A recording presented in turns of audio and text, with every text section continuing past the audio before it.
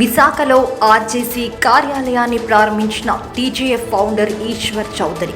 విశాఖ సీతమ్మధారలో Royal Jobs Consultancy కార్యాలయాన్ని తెలుగు జర్నలిస్టుల forum founder president Eshwar Chowdary చేతుల మీదుగా ప్రారంభించారు.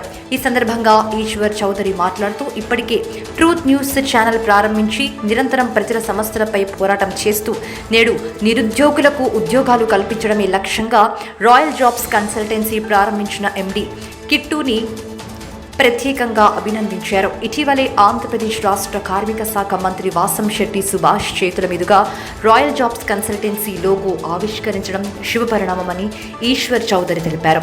టీజేఎఫ్ తరపున ఆర్జేసీకి అన్ని విధాలుగా సహాయ సహకారాలు అందిస్తామని, ఇటువంటి మంచి కార్యక్రమానికి వేదికగా నిలుస్తున్న ఆర్జేసీ కార్యాలయాన్ని తన చేతుల మీదుగా ప్రారంభించడం ఆనందంగా ఉందని తెలిపారు.